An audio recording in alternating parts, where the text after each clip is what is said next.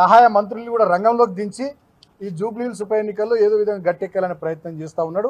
అది సాధ్యం కాదని అర్థమై నిన్న ప్రెస్ మీట్లో ఆయననే బయట పెట్టుకున్నాడు.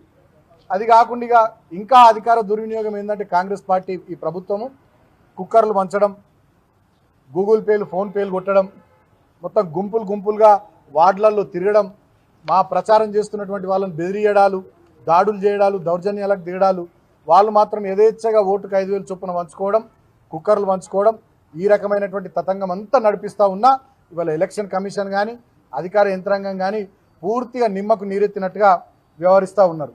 మేము ఇప్పటి వరకు ఎన్నికల కమిషన్కు రిటర్నింగ్ ఆఫీసర్కు జూబ్లీహిల్స్ రిటర్నింగ్ ఆఫీసర్కు దాదాపు 13కు పైగా కంప్లైంట్స్ ఇచ్చినాం. ఒక్కదాని మీద కూడా ఇప్పటి వరకు చర్య తీసుకోలేదు. అదేవిధంగా 6వ తేదీన ఎలక్షన్ కమిషన్ ఆఫ్ ఇండియాకు మా ఎంపీలు కంప్లైంట్ ఇచ్చారు.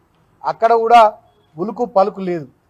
నిన్న మొన్న అనేక చోట్ల డబ్బులు, కుక్కర్లు వంచడం, గూగుల్ పేలు ఫోన్ పేలు కొడతామని నెంబర్లు తీసుకోవడం, ఓటర్ల దగ్గరికి వెళ్ళి మా పార్టీ నాయకులు కార్యకర్తల మీద దాడులు చేయడం, ప్రచారం చేసుకోకుండా ఇట్లా అనేక రకాలైనటువంటి దుర్మార్గాలు దురాగతాలు చేస్తున్నా వాళ్ళు ఎలక్షన్ కమిషన్ పట్టించుకుంటలే.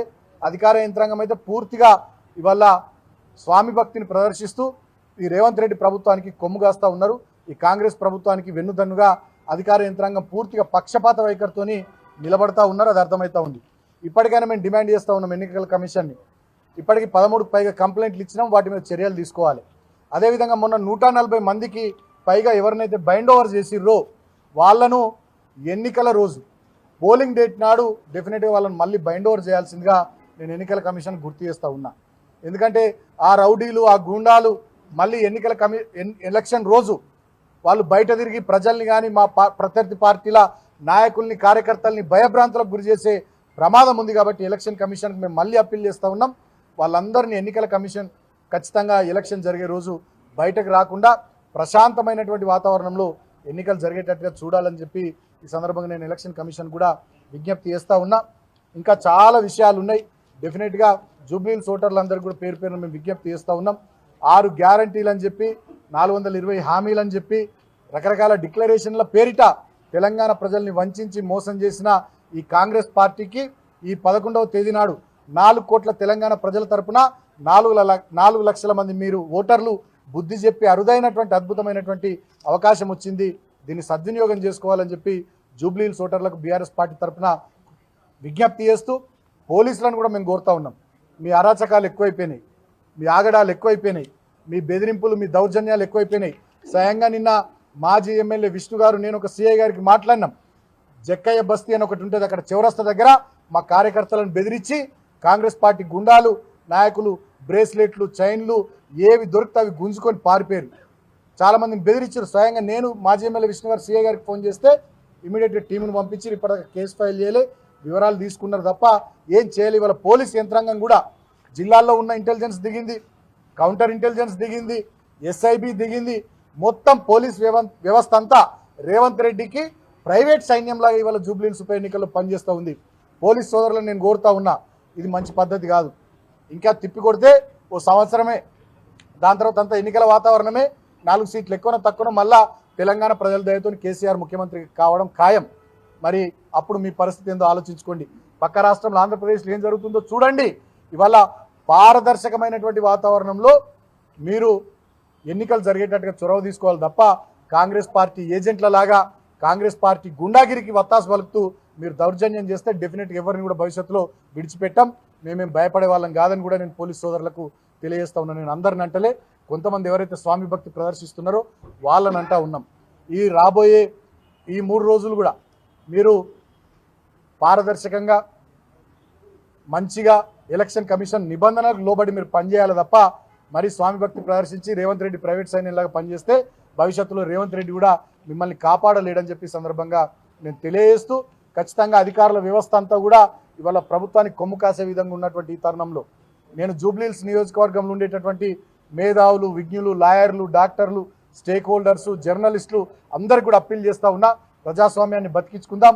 మంచి వాతావరణంలో జూబ్లీహిల్స్లో ఎన్నికలు జరిగేటట్టుగా ఖచ్చితంగా మీరంతా సహాయపడాలని, దోహదపడాలని సందర్భంగా నేను విజ్ఞప్తి చేస్తూ ఉన్నా.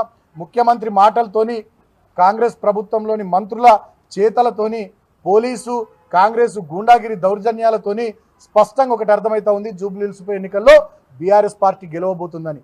దాన్ని ఎలాగైనా దానికి అడ్డుకట్ట వేయాలనేటటువంటి ఈ రకరకాల కుట్రలు జరుగుతూ ఉన్నాయి. డెఫినెట్గా ఈ కుట్రలన్నింటినీ కూడా జూబ్లీహిల్స్ నియోజకవర్గ ఓటర్లు ఛేదిస్తారని చెప్పి సందర్భంగా నేను తెలియజేస్తూ మళ్ళొక్కసారి ఎలక్షన్ కమిషన్కి అప్లై చేస్తూ ఉన్నాం. ఎవరినైతే గతంలో 140 మందిని బైండ్ ఓవర్ చేసిర్రో ఎన్నికల కమిషను ఎలక్షన్ రోజు వాళ్ళందరూ కూడా మరి బయట ఉండకుండా లోపల ఉండేటట్టు చూసుకోవాలి. ఇప్పటికి మేము ఇచ్చిన 13 కంప్లైంట్ల మీద చర్యలు తీసుకోవాల్సిందిగా ఎలక్షన్ కమిషన్ కూడా కోరుతూ మంచి ప్రశాంతమైనటువంటి వాతావరణంలో ప్రజాస్వామ్యయుతంగా రాజ్యాంగానికి లోబడి జూబ్లీహిల్స్లో ఎన్నికలు జరిగే వాతావరణం ఉండేటట్టుగా ఎన్నికల కమిషన్ చొరవ తీసుకోవాల్సిందిగా మీడియా ద్వారా మేము బీఆర్ఎస్ పార్టీ తరఫున విజ్ఞప్తి చేస్తూ ఉన్నాం.